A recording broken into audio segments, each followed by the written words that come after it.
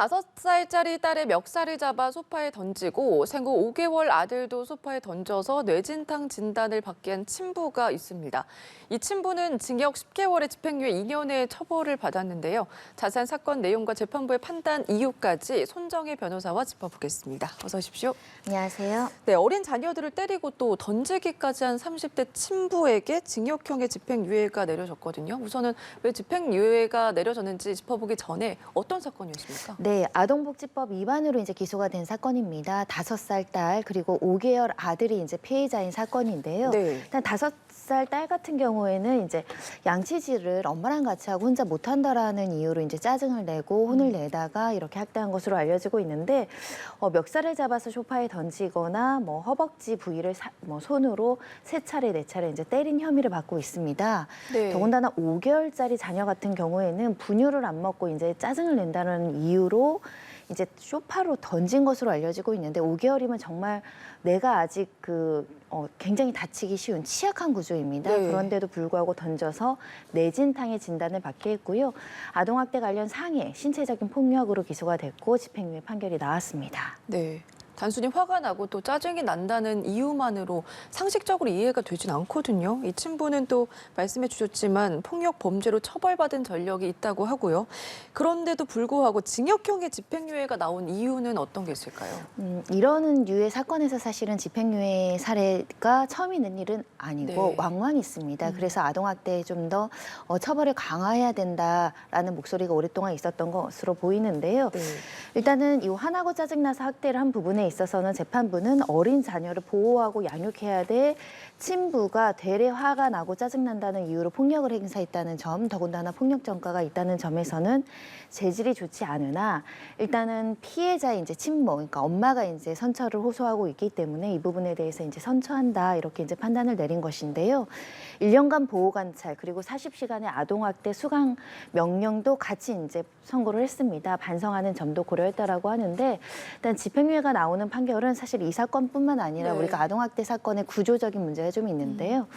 온정주의가 좀 있습니다. 일단 체벌에 간대하고 어릴 네. 때부터 또 많은 체벌을 받고 자란 세대가 지금 양육을 하기 때문에 이 부분을 조금 더 간대하게 바라보는 사회가 문화가 아직까지 잔재하는 점이 있고요. 네. 두 번째로는 일단은 친부를 실제 징역형의 실형을 줬을 경우에 네. 친부가 유일한 보호 의무자거나 양육 의무자로서 이제 가장으로서 생계를 유지해야 되는 사람들이 많다 보니까 실형을 어떤 직장 생활이나 경제 활동에 무리를 주기보다는 집행유예로 선처하는 경우도 많고 아주 심각한 학대의 경우에도 바로 이제 분리 조치를 하지 않는 여러 가지 이제 문제들이 이제 계속 지적되고 있는데 제도가 좀 미비한 점도 있습니다. 아동보호 전문기관도 여전히 부족하고 전문가도 부족하고 실제 분리 조치를 하거나 강력한 처벌을 했을 경우에 아이가 사회 속에서 제대로 살아가야 되는데 시설도 있어야 되는 기간이 네. 좀 한정적이거든요.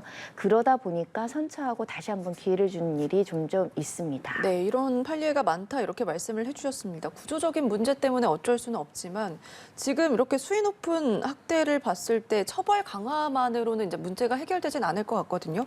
말씀을 해주신 것처럼 뭐 보호 차원도 좀 필요할 것 같고요. 어떤 게 가장 시급하다 이렇게 보세요? 예방 교육도 굉장히 많이 필요합니다. 아동 학대의 네. 범위가 어딘지 체벌과 훈육을 구분하지 못하는 사람들도 많기 때문에 지속적인 교육 캠페인 굉장히 중요할 것 같고요. 네. 주변에 있는 사람들의 이제 적극적인 신고도 굉장히 중요할 것 같습니다. 가정 내에서나 학교 내에서 보이지 않는 사각지대에서 노출된 아동들도 굉장히 많기 때문인데요. 그리고 아울러서 지금 코로나19 이후에는 더더욱 이제 활동들이 그 안쪽에서만 이루어지다 보니까 네. 학대가 되거나 또 이제 집안 내 갈등이 누적되는 경우가 있어서 세심한 관찰이 필요한데 이번 사건 같은 경우도 1년간 보호 관찰이 있고요. 40시간 아동학대 강의 수강 명령을 내렸습니다. 사실은 이런 보호 처분 같은 경우도 적극적으로 실시하고 정말 전문가가 세심하게 잘 관찰하면서 이 강의도 실효성 있게 한다라고 한다면 재범률을 낮출 수 있거든요. 네. 근데 이게 형식적으로 이루어지면 안 되고 정말 그 보호 관찰 과정에서 아이한테 재범하지 않도록 굉장히 이제 주의 관찰하는 게 필요하다라는 생각을 하고 있고요.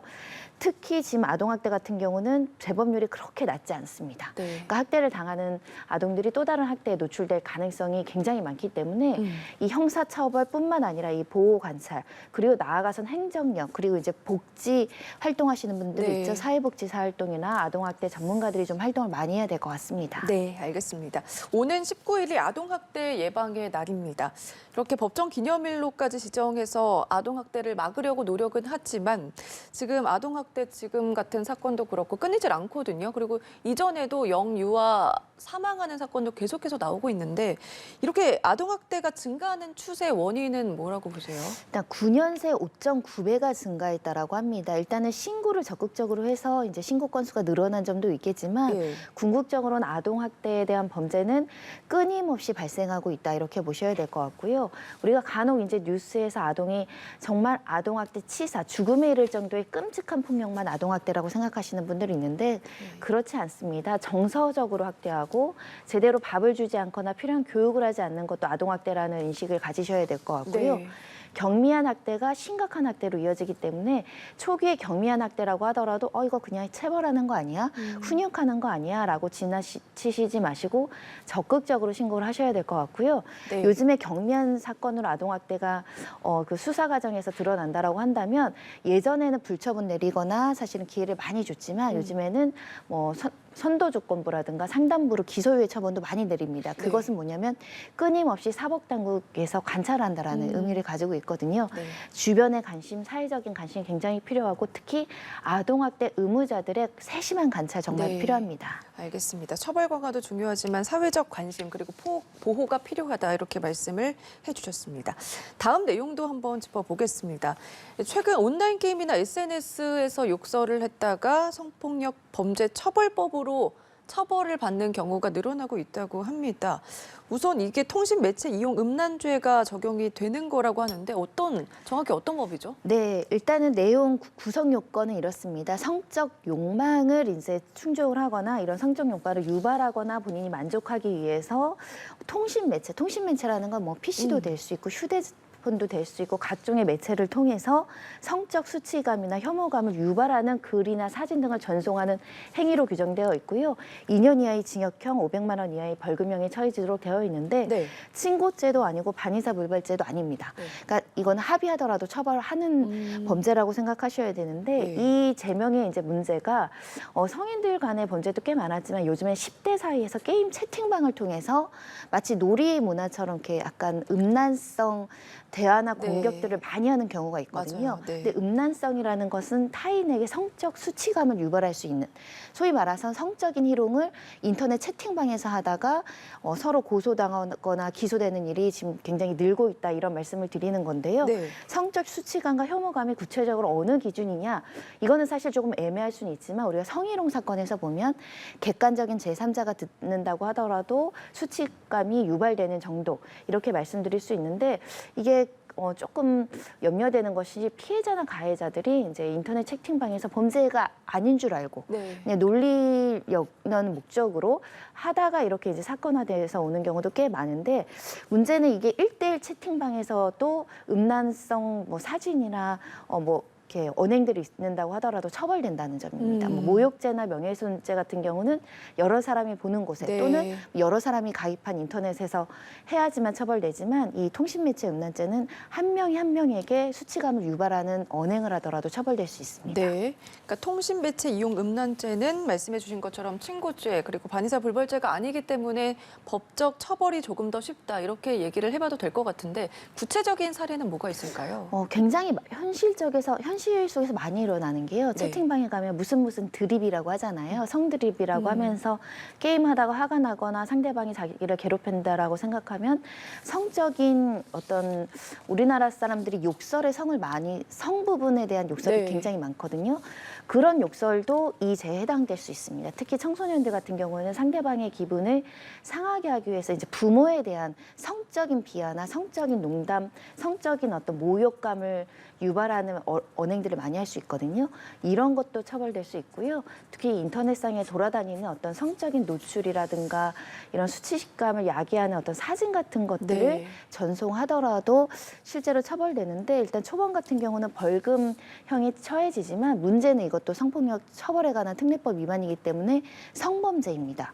분류를 하자면 네. 그럼 나중에 이제 취업이라든가 이런 학업 부분에 문제 될까 봐 걱정하시는 분들도 많습니다. 네, SNS나 뭐 인터넷을 통해서 이제 무분별하고 또 쉽게 말을 할 수가 있기 때문에 근데 알고 계셔야 될 게 처벌이 쉽다는 점인데요. 이 처벌된 사례가 점점 더 증가하고 있다고 앞서서 말씀을 해주셨습니다. 얼마나 증가를 한 거죠? 일단은 5년 새에 4배 정도가 늘었다라는 네. 통계가 있고요. 실제 2021년 기준으로는 4,991명, 그러니까 5,000명 정도 되는데 네. 올해는 더 늘 예정입니다. 워낙에 우리가 인터넷 생활을 많이 하다 보니까 대화도 SNS로도 하게 되고 특히 게임 채팅방을 통해서 이런 일들이 자주 일어나다 보니까 사건도 늘고 또 고소하는 건수도 늘었다. 이렇게 보셔야 되겠습니다. 네. 그 그래프를 보더라도 지금 4배 이상 증가한 걸 확인할 수가 있거든요. 특히 10대와 20대 처벌 사례가 늘고 있다는데 아무래도 인터넷을 접근하기 쉽기 때문이다 이렇게 볼 수가 있을까요? 네, 일단 20대가 41%, 미성년자가 21%를 차지하고 있기 때문에 네. 10대, 20대의 그 피해자도 많고 또 이제 피의자, 이제 가해자도 많다 이렇게 보셔야 될 것 같은데 25%가 4분의 1이 게임 중에 발생한다라고 합니다. 게임을 하는 미성년자 자녀들을 두신 분들은 정말 유념해서 네. 채팅방에서 이제 욕설이 되거나 성적인 비하나 성적 수치심을 야기하는 어떤 말들이나 사진을 주고받지 않도록 많이 지도 관리하셔야 될 것 같습니다. 네, 주의가 필요해 보이고요. 이렇게 이제 성적인 욕설을 들었다. 그래서 고소한 사람을 이른바 통매음 헌터라고 하는데 이건 어떤 얘기죠? 피해자가 고소하는 걸 헌터라고 표현할 수는 없고요. 여기서 이야기하는 통매음 헌터라는 것은 통신 매체 음란의 이제 줄임말 통매음, 헌터는 네. 의도적으로 게임이나 어떤 활동을 하면서 욕설을 유발하는 겁니다. 화나게 하고 그 사람을 게임에서 곤란하게 하거나 협조하지 않아서 상대방으로부터 어떤 공격적인 행동을 유발하는데 네. 그 유발했을 때 상대편에서 어떤 성적인 어떤 욕설이 나오거나 뭐 성적인 욕설이 아니더라도 욕을 하더라도 모욕죄로 해당되거나 명예훼손죄가 해당될 수 있거든요. 네. 이것을 구체적으로 유발한 뒤 딱 그 피해 입은 그 언행만 딱 그 캡처를 해서 고소를 하고 수백 명씩에게 고소를 하고 뭐 합의금 수백만 원씩을 요구한 다음에 합의하는 사례들이 좀 늘고 있다라고 하는데요. 이게 이제 범죄에 해당하는 경우에 는 뭐 합의를 해야 되는 부분도 있지만 애매모호할 때도 네. 혹시 수사를 받아야 된다는 염려라든가 수사 기록이 남을까 봐 합의하시는 경우도 많다고 해서 자칫 이 범죄가 합의금을 노리는 어떤 조직적인 어떤 활동을 하는 사람들한테 악용될 수 있기 네. 때문에 더더욱 주의하셔야 될 것 같습니다. 조금 전에 그래프에서도 이제 처벌한 수위가 높아진 것도 확인을 할 수가 있었고 앞서 말씀해 주신 것처럼 명예훼손이나 모욕죄보다는 입증하기가 조금 더 쉽기 때문에 처벌이 가능한 걸 노리고 또 악용하는 것도 많다라고 말씀을 해주셨잖아요. 그렇게 봤을 때 이 법안과 관련해서 어떤 부분이 좀 손질이 필요할까요? 일단 성적 수치감을 유발하거나 그런 목적으로 이런 행동을 했을 것이라고 되어 있는데 조금 더 구체화되고 사례별로 조금 가이드가 주어질 필요가 있습니다. 지금 네. 사례들이 축적되고는 있지만 특히 이 부분에 대한 교육이 조금 잘 되어 있지 않은 미성년자들은 이게 처벌되는 것인지 아닌지 그냥 또래 집단의 어떤 농담이나 이런 희롱으로 이제 치부돼서 범죄를 저지른다는 인식 자체가 없는 경우가 꽤 많거든요. 그러다 보니까 사례에 대해서 이런 경우에는 처벌된다라는 어떤 명확한 기준이 조금 내려올 필요가 있는 것 같고요. 그리고 이제 친고죄나 이런 반의사불벌죄가 폐지된 것은 성범죄의 피해자를 보호하는 방안으로 이루어진 건데 네. 일단 미성년자들이 지금 기소되거나 벌금형이거나 수사 대상에 오르는 일들도 많아서 이 부분에 대한 어떤 선도 조건부, 기소요예나 이런 부분에 대한 양형 기준도 명확해야 되고 일선에서는 이 정도 언행을 처벌하는 것도 있지만 또 불처분해서 무혐의 내려오는 경우도 있거든요. 네. 이 처벌의 기준을 조금 수사기관에서 좀 연구를 해야 될 것 같습니다. 네, 처벌이 쉽기 때문에 조금 주의가 필요할 것 같고 이 기준이 모호하기 때문에 가이드라인을 명확하게 할 필요가 있다 이렇게 말씀을 해주셨습니다. 다음 사건도 한번 짚어보겠습니다.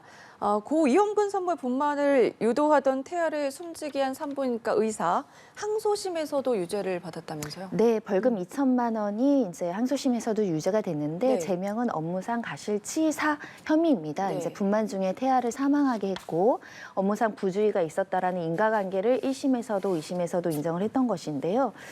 사안의 경위는 그렇습니다. 이제 양수가 터져서 온 고위험군으로 분류된 산모가 이제 이런 경우에 분만을 유도하는 과정에서 약물을 투입을 하는데 네. 그 이후에는 지속적으로 혹시 자궁이 수축되거나 태아의 심박동에 이상이 있는지 없는지를 면밀하게 관찰하고 만약에 이런 경우가 있다라고 한다면 응급으로 이제 수술하거나 뭐 제왕절개 수술이 되겠죠.